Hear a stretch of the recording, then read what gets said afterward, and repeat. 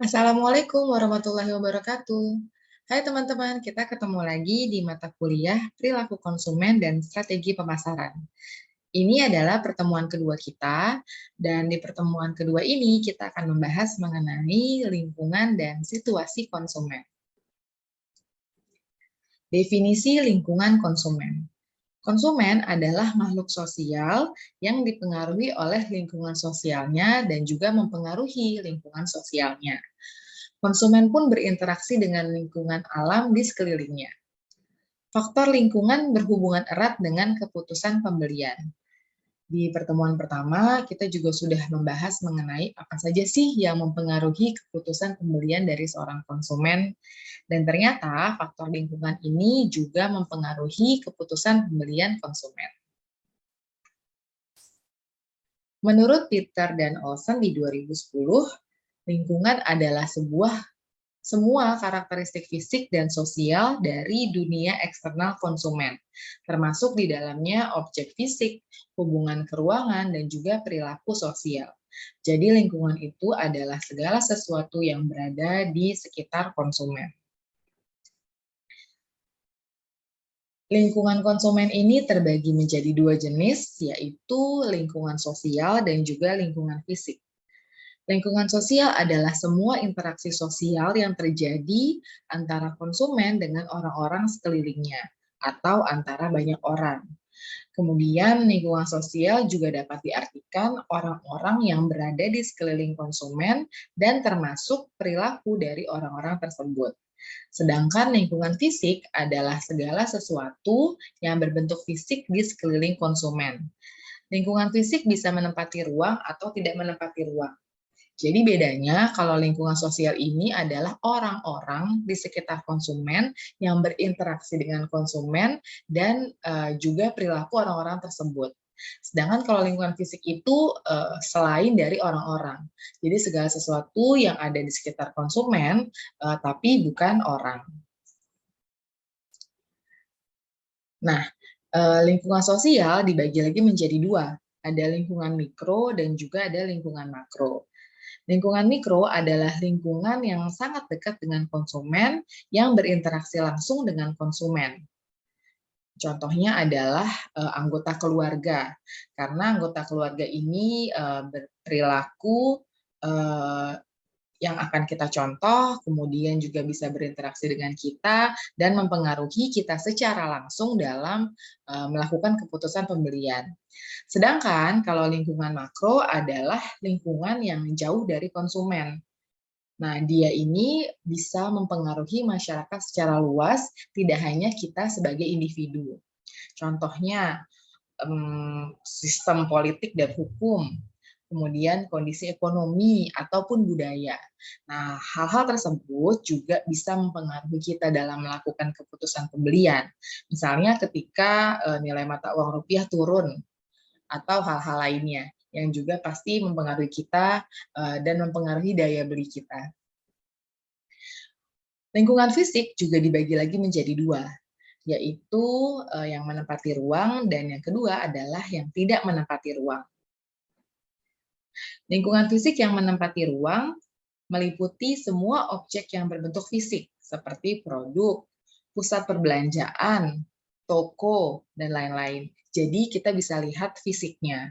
Sedangkan kalau yang tidak menempati ruang, itu kita tidak bisa melihat fisiknya. Contohnya, waktu, cuaca, tingkat kebisingan, dan lain-lain.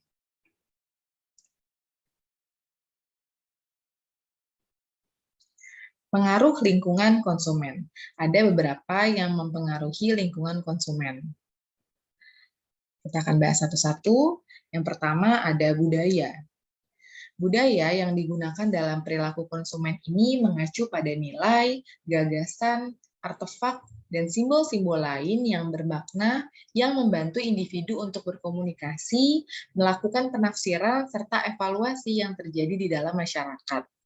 Pemasaran dipandang sebagai saluran di mana terjadinya transfer makna budaya kepada konsumen. Budaya ini biasanya nilai yang kita yakini, yang kita jadikan acuan dalam kita berperilaku. Kemudian yang kedua adalah kelas sosial. Kelas sosial adalah pembagian di dalam masyarakat berdasarkan kelas sosial yang terdiri dari individu yang mempunyai nilai, minat, dan perilaku yang sama. Misalnya kelas sosial mahasiswa, kelas sosial karyawan, dan lain-lain. Karena mereka memiliki nilai, minat, dan perilaku yang sama. Konsumen dibedakan atas perbedaan sosial ekonomi yang didasarkan pada tingkat yang paling rendah hingga yang paling tinggi. Status sosial menghasilkan perilaku konsumen yang didasarkan pada produk yang dikonsumsi. Kita juga sempat bahas di materi pertemuan pertama bahwa dalam memutuskan pembelian, status sosial kita juga mempengaruhi daya kita dalam mengkonsumsi suatu produk ataupun jasa. Lalu yang ketiga adalah pengaruh pribadi. Perilaku konsumen kerap dipengaruhi oleh orang-orang yang berada di sekitar kita. Konsumen dipengaruhi oleh pendapat pribadi dari orang-orang yang berada di sekitarnya. Bahkan peran opinion leader yang memberikan nasihat, saran, dan masukan kepada konsumen berpengaruh dalam pengambilan keputusan dalam proses pembelian. Hal ini sering kali dijadikan kesempatan oleh para pemasar untuk memanfaatkan leader yang dijadikan tokoh dalam iklan untuk promosi produk dan jasa yang mereka tawarkan. Sehingga kita bisa melihat dan mencontoh untuk akhirnya kita lakukan keputusan pembelian terhadap produk dan jasa tersebut. Yang keempat ada keluarga. Keluarga merupakan organisasi pembelian konsumen yang paling penting dalam masyarakat.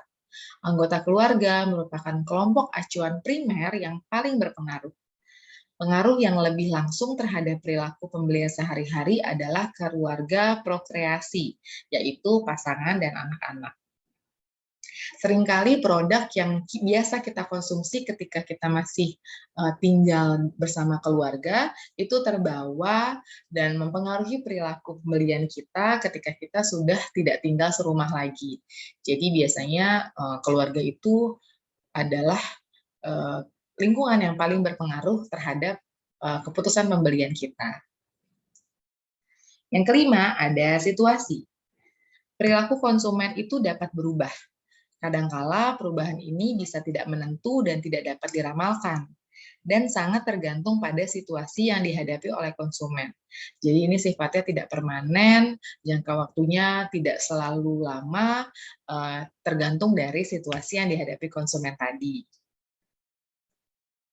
Nah, sekarang kita akan membahas lebih detail mengenai situasi konsumen. Situasi konsumen adalah faktor lingkungan sementara yang menyebabkan suatu situasi di mana perilaku konsumen muncul pada waktu dan tempat tertentu. Ini menurut Mowen dan Minor di tahun 1998. Suatu situasi bagi seorang konsumen mungkin berlangsung sangat singkat, bisa jadi lebih lama atau sangat lama. Engel, Blackwell, dan Miniart di tahun 95 mengemukakan bahwa pengaruh situasi atau situational influence adalah pengaruh yang muncul dari faktor-faktor yang sangat terkait dengan waktu dan tempat yang tidak tergantung pada konsumen dan karakteristik objek. Jadi kadang kita melakukan pembelian atau kadang kita berperilaku itu tidak hanya semata-mata karena produk yang akan kita konsumsi saja. Bisa jadi karena faktor lain, misalnya situasi cuaca saat itu, situasi lingkungan saat itu yang mendorong kita untuk melakukan pembelian akan suatu produk ataupun jasa. Karakteristik situasi konsumen. Ada 5 karakteristik situasi konsumen, yaitu lingkungan fisik, lingkungan sosial, waktu, tujuan, dan suasana hati. Lingkungan fisik itu berarti sarana fisik, misalnya cahaya, cuaca, objek fisik lainnya. Misalnya kita mau membeli minuman penyegar yang dingin pada saat kita selesai berolahraga di suatu lapangan di siang hari. Nah, itu kan kalau kita lihat berarti cuacanya panas, sehingga itu mempengaruhi situasi kita saat itu. Kemudian dari sisi lingkungan sosialnya, kehadiran dan ketidakhadiran orang lain pada situasi tertentu. Mungkin orang-orang di sekeliling kita juga akan mengkonsumsi produk yang sama. Kemudian waktu atau saat perilaku muncul. Lihat dari jamnya, mungkin jamnya siang hari, kemudian di jam-jam terik matahari, jam 12 siang misalnya. Nah, itu juga mempengaruhi keinginan kita untuk membeli produk tersebut. Lalu tujuan yang ingin dicapai pada saat situasi tertentu. Misalnya kalau kita mengacu kepada contoh yang tadi, itu berarti tujuan kita adalah untuk menghilangkan lelah, melepas dahaga, atau hanya sekedar ingin menyejukkan badan.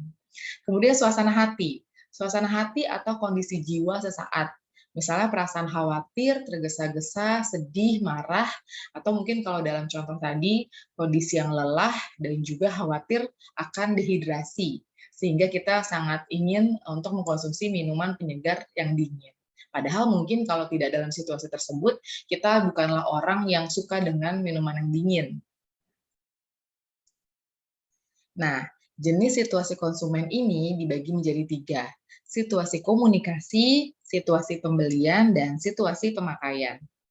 Situasi komunikasi adalah suasana atau lingkungan di mana konsumen memperoleh informasi atau melakukan komunikasi. Komunikasinya tadi bisa bersifat pribadi dan juga non-pribadi. Kalau pribadi itu biasanya melalui komunikasi lisan dengan teman, kemudian tenaga penjual, dan lain-lain. Sedangkan kalau non-pribadi ini biasanya kita mengaksesnya melalui media elektronik atau media cetak. Tujuannya untuk mendapatkan informasi dari produk yang kita inginkan. Kalau situasi pembelian adalah situasi yang mengacu pada latar di mana konsumen memperoleh produk dan jasa. Situasi pembelian adalah lingkungan atau suasana yang dialami atau dihadapi konsumen ketika membeli produk dan jasa.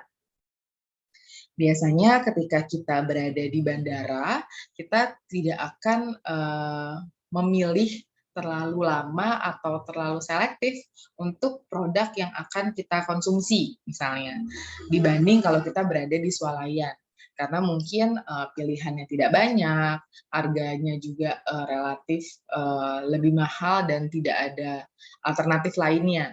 Sedangkan kalau di supermarket mungkin kita bisa mencari brand yang berbeda, varian yang berbeda, karena terdapat pilihan atau alternatif yang lebih banyak. Kemudian situasi pemakaian.